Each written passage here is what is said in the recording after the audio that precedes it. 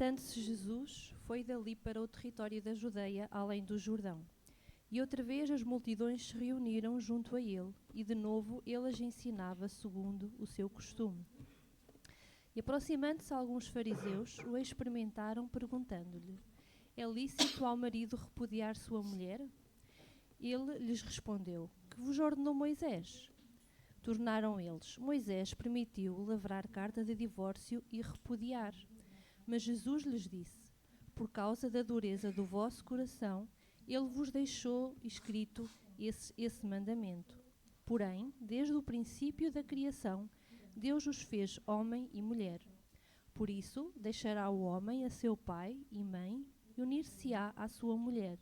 E com sua mulher serão os dois uma só carne. De modo que já não são dois, mas uma só carne. Portanto, o que Deus ajuntou não separa o homem.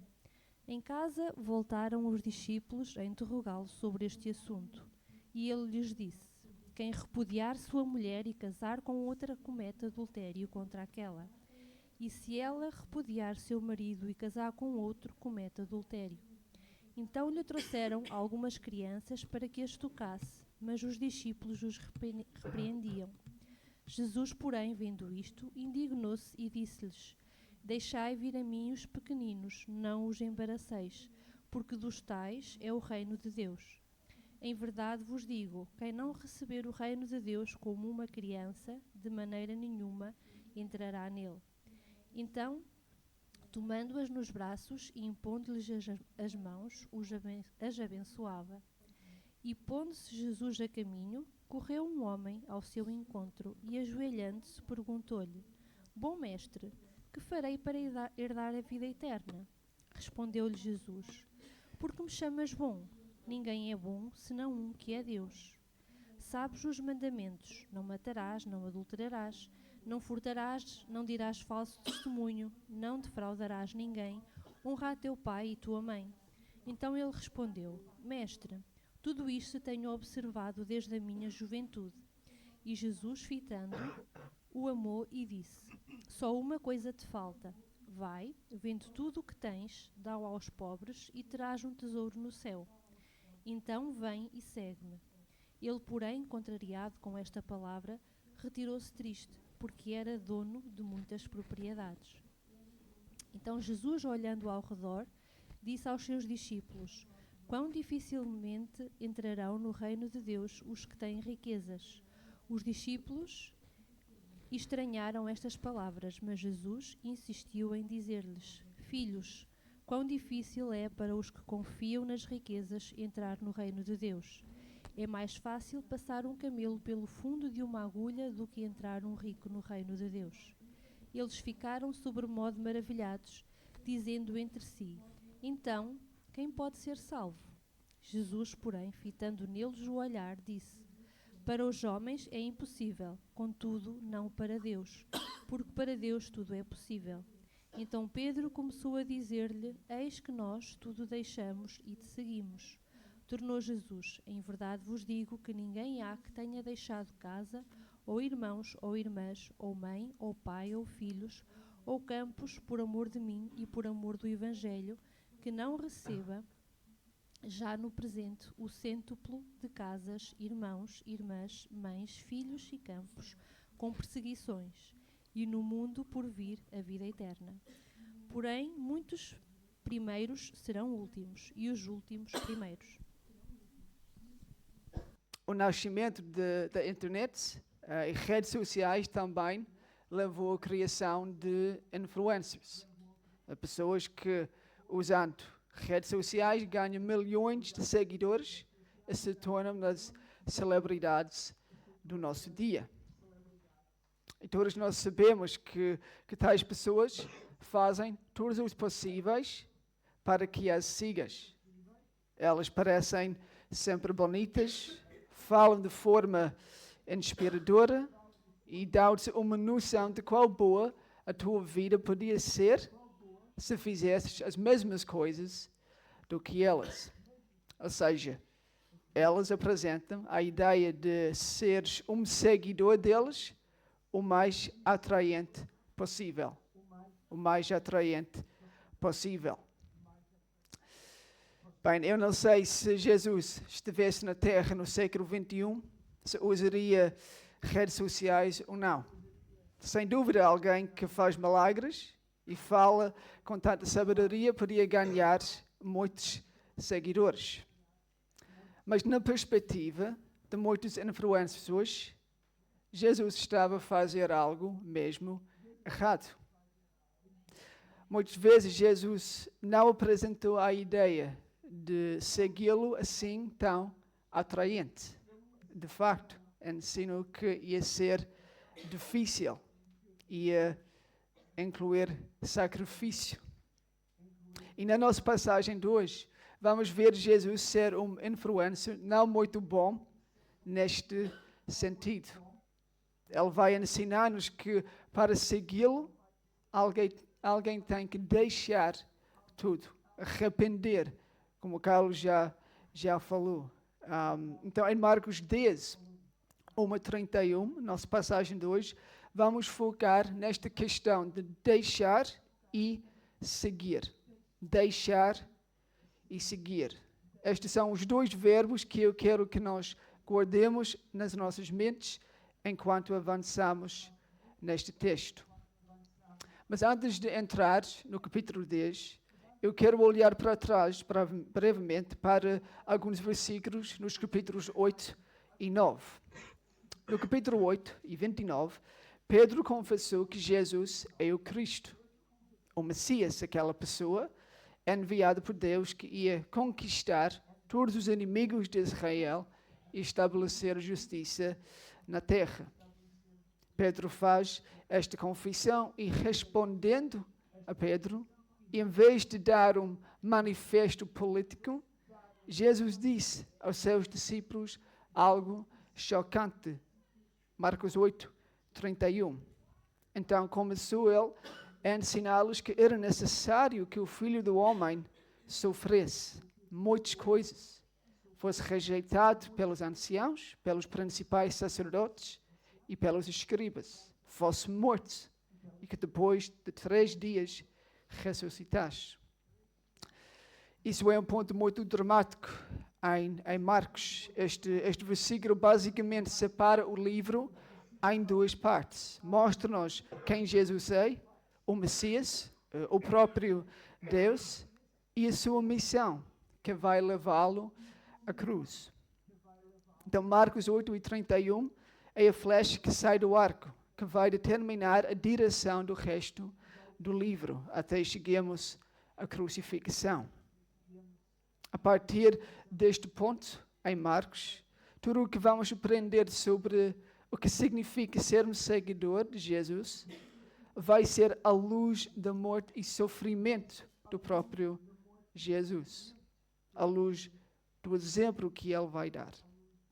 No capítulo 9, também Jesus chega a Galileia com os seus discípulos, não querendo que soubessem que estava lá, porque ensinava os seus discípulos e lhes dizia, Marcos 9, 31, o Filho do Homem será entregue nas mãos dos homens e o matarão, mas 3 dias depois da sua morte ressuscitará.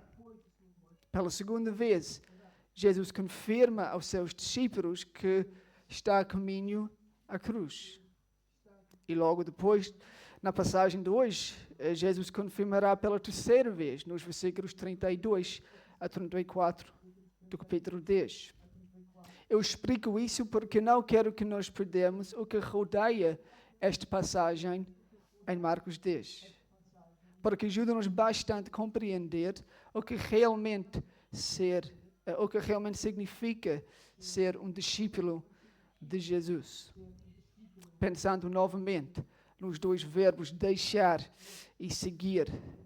A morrer pelos nossos pecados na cruz, Jesus deixou a beleza do céu e ele seguiu plenamente a vontade do Pai até a morte. Os discípulos de Cristo são chamados a seguir e deixar, não no vácuo, mas em resposta ao exemplo que ele nos deixou.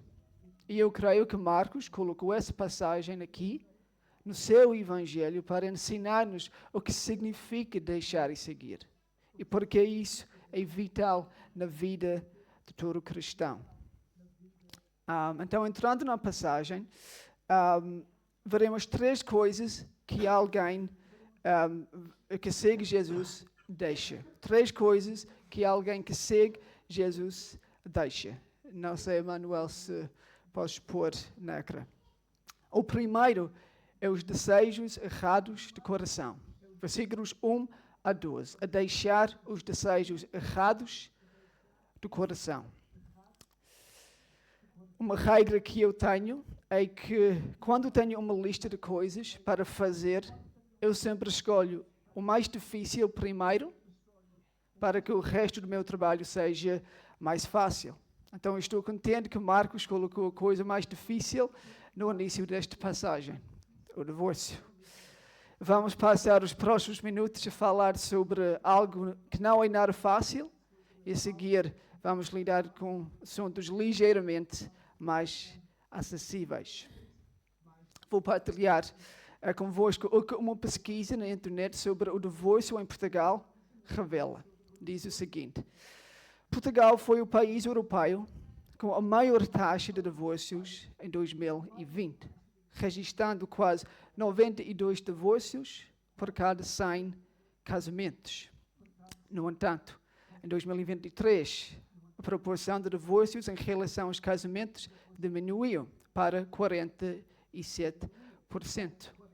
Em 2020, esta proporção atingiu o pico devido à queda do número de casamentos durante o período de confinamento relacionado com a pandemia de Covid. Então, podemos concluir 2 coisas ao ler estas estatísticas.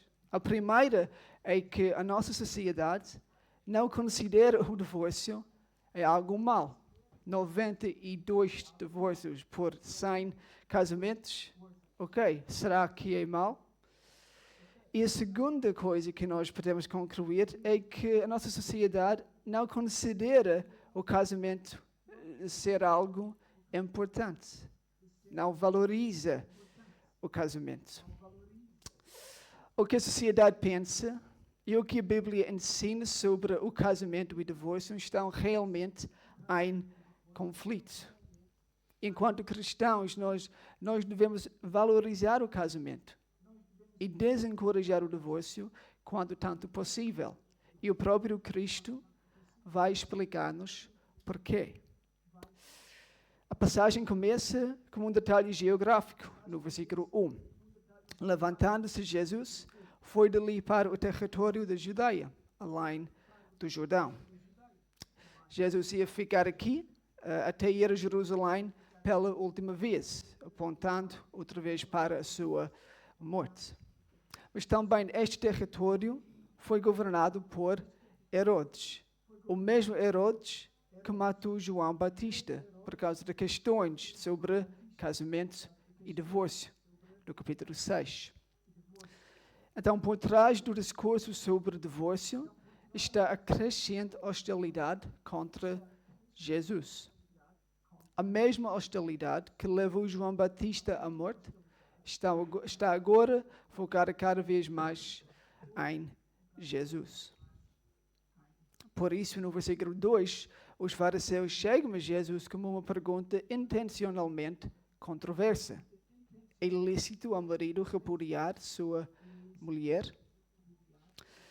No judaísmo desta época, havia 2 visões diferentes sobre o divórcio, que vieram de rabis diferentes. Uma visão do divórcio permitiu o divórcio por quase qualquer motivo, a visão mais liberal. A outra permitiu o divórcio só por causa de adultério, mais conservadora. Este era o debate nesta altura do judaísmo, e os fariseus queriam que Jesus escolhesse um lado deste debate e assim perder os seus seguidores do lado oposto do debate. Mas Jesus não cai nesta enganação. Ele não usou o ensinamento de homens, mas baseou sim a sua resposta na palavra de Deus. Versículo 3. Que vos ordenou Moisés, que quer dizer o que diz a lei, o que diz a palavra de Deus sobre o divórcio. E implicitamente, Jesus está a referir-se a Deuteronômio 24, 1-4, que fala sobre uma carta de divórcio que o marido podia dar à sua mulher se achasse nela qualquer coisa indecente e despedi-la da casa. Sim, se achasse nela qualquer coisa indecente.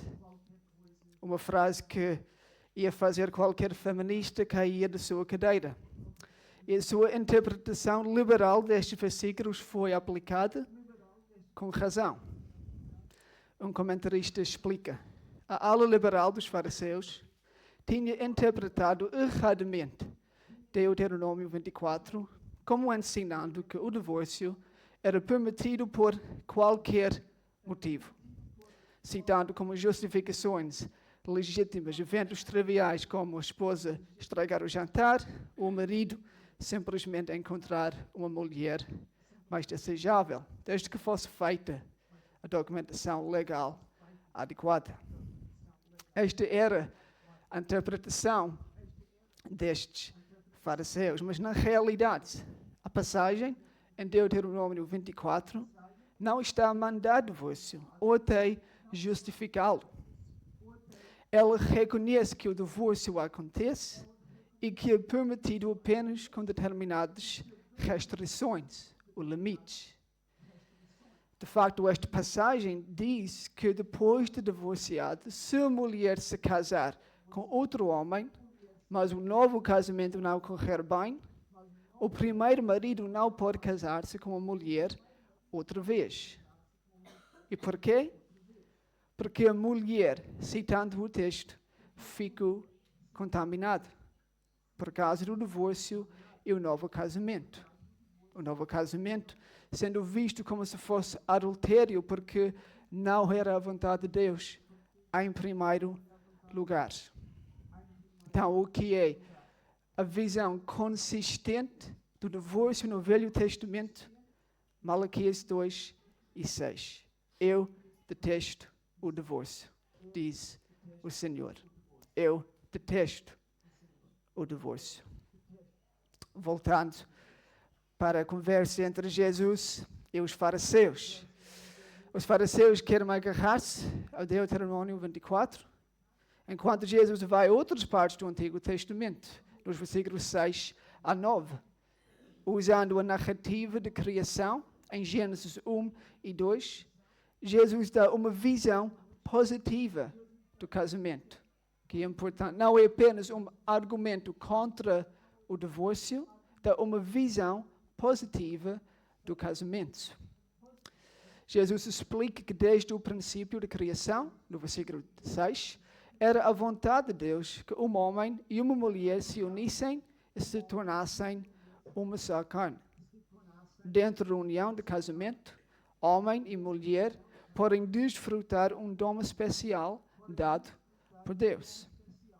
E a resposta de Jesus aqui deve informar como nós pensamos enquanto cristãos numa sociedade cada vez mais marcada pelo divórcio e infidelidade e famílias fragmentadas.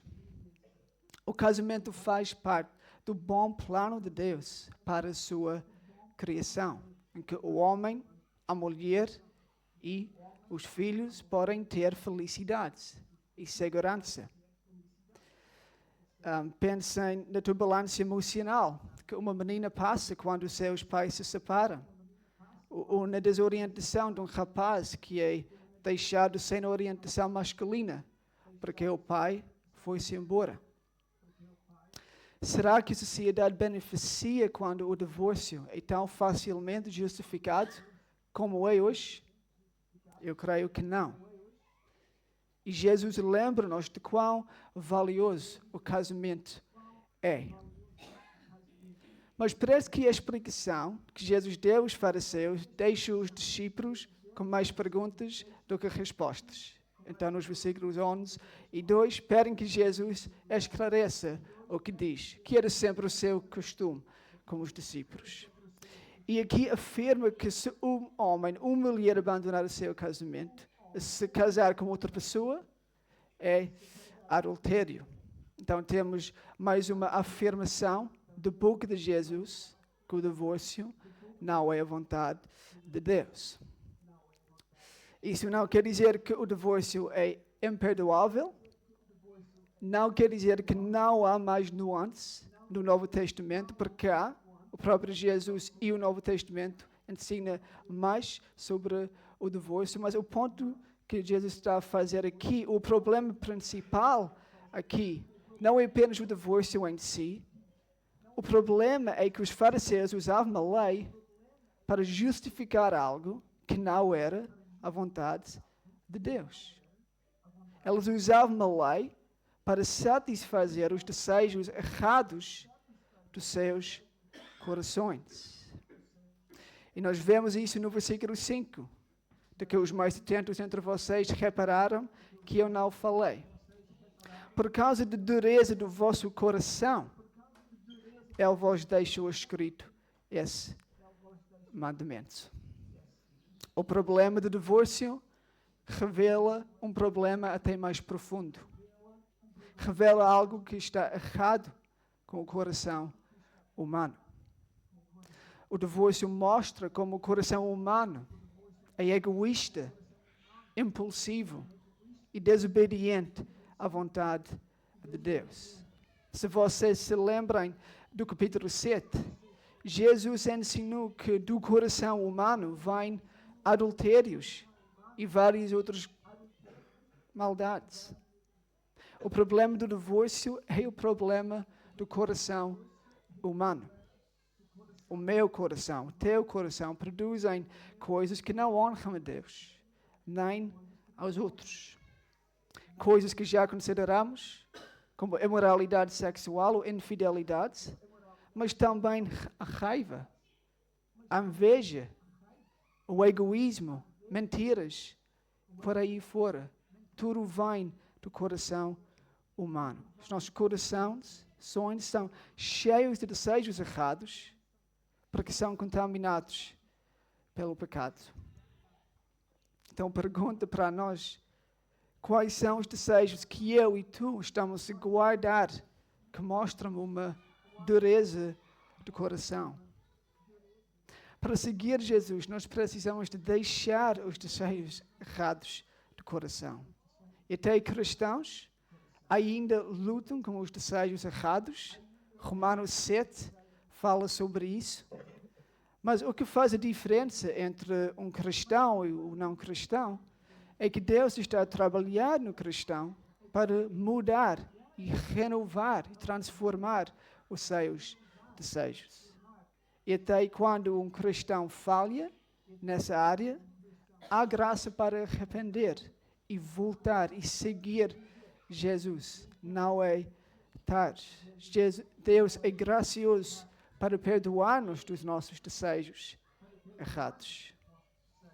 Então, mesmo que o divórcio não seja uma questão pertinente para todos, ainda há uma aplicação para cada um de nós.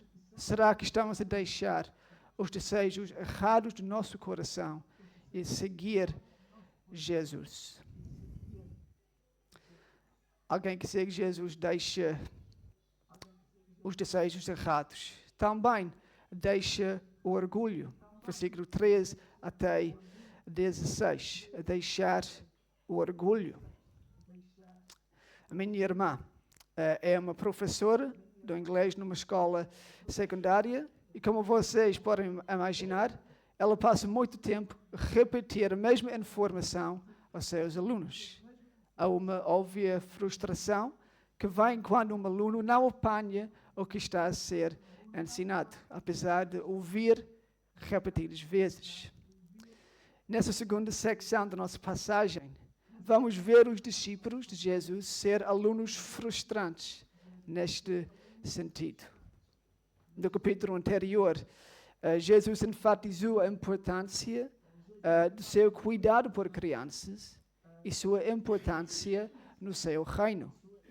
Capítulo 9, 37, Jesus diz, qualquer que receber uma criança tal como esta, em meu nome, a mim me recebe. Ele também, no mesmo capítulo, usou a imagem de uma criança para descrever os seus seguidores, quando ele diz, e quem fizer tropeçar um destes pequeninos, quer dizer, um discípulo de Jesus, melhor lhe fora que se lhe pendurasse ao pescoço uma grande pedra de moinho e fosse lançado no mar. Mas quando chegamos ao versículo 13 do capítulo 10, nós vemos os discípulos a repreender as crianças que vieram a Jesus. Os discípulos acharam as crianças uma distraição, uma chatice. E Jesus indignou-se. Versículo 14. Indignou-se com esta atitude. Parece que os discípulos gostaram de chegar às suas próprias conclusões sobre quem podia ir até Jesus ou não. Em Mateus 15, por exemplo, quando uma mulher cananeia veio a Jesus com a sua filha endemoniada, os discípulos rogaram que Jesus a mandasse embora. Então, crianças, gentios, mulheres, pessoas que estes homens judeus acharam que não tinham o direito a ir até Jesus. Mas ele, porém, vai usar as crianças como uma ilustração de salvação. Versículos 14 e 15. Porque dos tais é o reino de Deus. E quem não receber o reino de Deus como uma criança, de maneira nenhuma entrará nele. E a frase crucial aqui é como uma criança. Jesus não está a dizer que crianças e adultos entram no reino de forma diferente. Todos entram pela fé em Cristo. Mas Jesus está a falar da atitude com que alguém entra no reino de Deus. A atitude. Que é uma atitude de dependência e humildade, representado por uma criança que basicamente não pode fazer nada por si mesma. Uma atitude de dependência e humildade é claramente o oposto do orgulho. Portanto, alguém que quer seguir Jesus tem que deixar o seu orgulho. Quer seja orgulho baseado em preconceitos ou um senso de superioridade, como os discípulos, ou baseado em moralidade ou bens materiais, como o jovem rico, que vamos ver mais à frente. Será que há aqui, hoje, alguém que ainda não tem uma atitude de dependência e humildade diante de Deus em relação ao seu reino? És uma boa pessoa, entre aspas, e Deus nunca ia negar-te a entrada ao seu reino? És alguém com o estatuto, influência e a fé e dependência de uma criança estão longe de ti? Ou talvez sejas cristão, mas ainda não deixaste atitudes de superioridade em relação a determinadas pessoas. Se calhar já viste aquelas imagens de Jesus rodeado por crianças, tudo muito gentil e suave, mas a mensagem aqui é realmente séria. Aquelas que não deixam o seu orgulho não podem seguir Jesus. Aquelas que não têm a fé, humildade, dependência de uma criança, não entrarão no reino de Deus. Alguém que segue Jesus deixa o orgulho. E mais à frente, no versículo 17, na próxima secção, alguém que segue Jesus deixa o amor de bens materiais. No versículo 17, entramos na terceira secção da passagem, encontramos um homem que era rico, versículo 22, e segundo os outros evangelhos, também era jovem e um líder. Então, rico, jovem, líder, aos olhos do mundo, alguém bem sucedido. E ele também era alguém moral e religioso. Pois vem Jesus perguntando, no versículo 17, bom mestre, que farei para herdar a vida eterna? Sem dúvida, uma pergunta sincera, enfatizada pelo facto que ele chega a Jesus a correr e ajoelhar-se. Algo que homens no seu estatuto naquele dia não faziam. E a primeira coisa que Jesus faz é desafiar o homem sobre quem Jesus é. Versículo 18.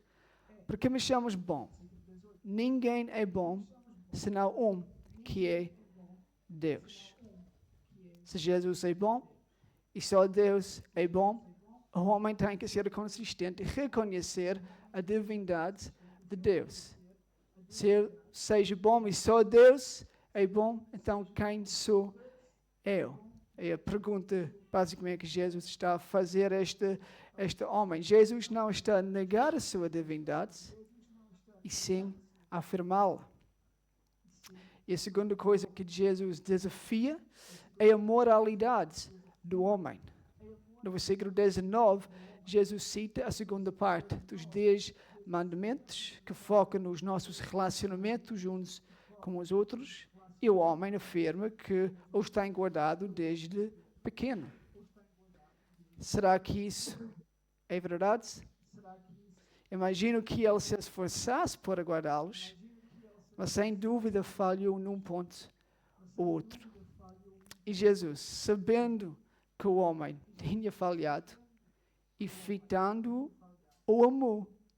E diz, versículo 21, só uma coisa te falta. Vai, vende tudo o que tens, dá-o aos pobres e terás um tesouro no seio. Então vem e segue-me. Em vez de condenar o homem, Jesus obrigou a fazer uma análise do seu coração.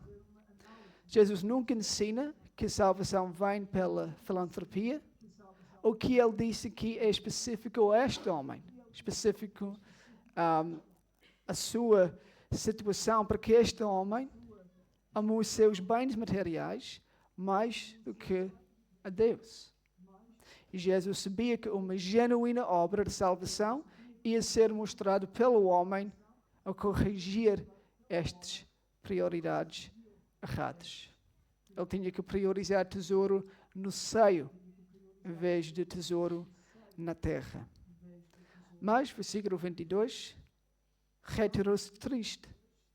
Era dono de muitas propriedades. Ele não ia deixar o seu amor das riquezas para seguir Jesus. O judaísmo desse dia, tal como a Igreja Católica na Idade Média, ensinou que os mais ricos iam entrar no reino de Deus porque davam mais nos dízimos e ofertas. Mas Jesus usa o exemplo deste homem para corrigir essa mentira.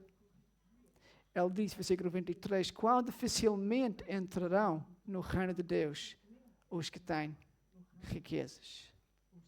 É humanamente impossível, como um camelo a passar pelo fundo de uma agulha, para um rico entrar no reino de Deus, se ele não deixar o seu amor das riquezas. Jesus também ensinou que ninguém pode servir a Deus e as riquezas, Mateus 6, pois o serviço revela onde o nosso coração está. E Jesus não está a dizer que um rico não pode ser salvo, mas o chamado a deixar e seguir é ainda mais difícil quando alguém tem tanto para deixar como este jovem. E pela segunda vez nessa passagem estamos a focar na atitude do coração. Desta vez para com os bens materiais. Ao crescer, vocês já sabem por causa da entrevista, mas crescer na Irlanda do Norte, num contexto protestante, eu ouvi dizer sobre determinadas pessoas que o dinheiro é o seu Deus. O dinheiro é o seu Deus. Até sobre cristãos professos. O dinheiro é um Deus cruel, porque vai levar-te ao inferno se tiver a prioridade na tua vida. E tu não vais levar contigo coisa nenhuma deste mundo. É um Deus cruel. Então nós perguntamos com os discípulos no versículo 26, então quem pode ser salvo? Se até os mais ricos e bem-sucedidos não podem salvar-se, qual é a esperança para as pessoas comuns? Graças a Deus, a salvação não depende de nós. A salvação é um dom dado gratuitamente. Não pode ser ganho pelo dinheiro, nem pela moralidade. Na sua graça, Deus dá a este dom a quem Ele escolhe. Deus age soberanamente para fazer possível o que é humanamente impossível. E a única coisa que nós precisamos, que este jovem rico nunca teve, é a fé como uma criança. A dependência de uma criança para confiar plenamente em Jesus pela salvação. Para os homens é impossível. Contudo, não para Deus, porque para Deus tudo é possível. Acima de tudo, a salvação. Tudo que nós lemos no capítulo 10 sobre a deixar e seguir leva-nos ao clímax da passagem, que é o versículo 28. Depois de tudo o que os últimos versículos revelam sobre quanto custa ser seguidor de Jesus, será que vai haver uma recompensa? Será que vale a pena deixar tudo para seguir Jesus? Eu acho que podemos discernir esta tensão nas palavras de Pedro, que deixou de pescar, que deixou a vida normal para seguir Jesus. Podemos imaginar esta tensão ao ouvir tudo isso que está no coração de Pedro, e ele diz: eis que nós tudo deixamos e te seguimos. E agora? O que vai acontecer? Todo o drama da passagem até aqui encontra-se nestas palavras. Nós tudo deixamos e te seguimos. O que agora vai acontecer? Como é que Pedro pode saber que ele está a fazer o que é certo, quando o jovem rico não está? Se alguém deixar o orgulho, os desejos errados do coração, o amor de bens materiais e mais para seguir Jesus, como é que sabe que não será em vão? Pronto, Jesus responde a Pedro como uma grande promessa, nos versículos 29 e 30. Uma grande promessa. Aqueles que deixam casa, família ou campos por amor de Cristo e do Evangelho receberão 100 vezes tanto. Já no presente, com perseguições, e no mundo a vir a vida eterna. Será uma recompensa. Será uma recompensa até nesta vida. Uma nova família espiritual, provisão material. Mas isso será misturado com perseguições, porque ainda estamos no mundo que é hostil a Cristo.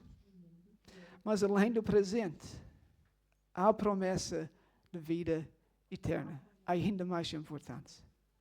Há a promessa de uma eternidade na plena presença de Cristo, em que todo o sacrifício feito por Ele vai parecer pequeno, por causa da sua grandeza, que cada um dos seus seguidores vai ver. Portanto, Jesus afirma que os primeiros serão derradeiros, e os derradeiros os primeiros, porque aqueles que têm mais nesta vida vão ver que não conta nada à luz da eternidade.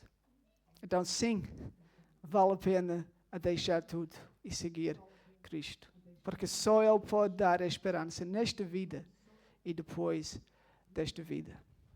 mesmo a terminar. Eu lembro de alguém dizer que para um não cristão, independente do que tenha nesta vida, as coisas estão só a piorar, porque está a caminho à perdição. Ao mesmo tempo, para um cristão, independentemente do que tenha nessa vida, as coisas estão só a melhorar, porque o céu está à sua espera. Então, o que precisas deixar para seguir Jesus? O que precisas deixar para ter esperança nesta vida e depois desta vida? Vamos orar. Pai, obrigado pela tua palavra. Obrigado, Pai, por uma mensagem que, por um lado, nos desafia muito a pensar naquilo que está no nosso coração, que está errado. Mas, acima de tudo, Pai, dá grande esperança. Porque há perdão pelos nossos desejos errados e há esperança além desta vida. Há alguma coisa muito melhor do que as riquezas e coisas temporais deste mundo. Então, Pai, eu oro que Tu nos ajudes nesta próxima semana a olhar além das coisas terrenas e que nós podemos realmente ter alegria e satisfação na salvação que Tu nos deste. E até, Pai, se haja aqui alguém que não é cristão, que não é seguidor de Jesus, que não deixou tudo para segui-lo, oro, Pai, que pelo poder do Teu Espírito Santo isso aconteça. E nós oramos todas essas coisas, dando-te graças por tudo, no nome do Teu Filho Cristo. Amém.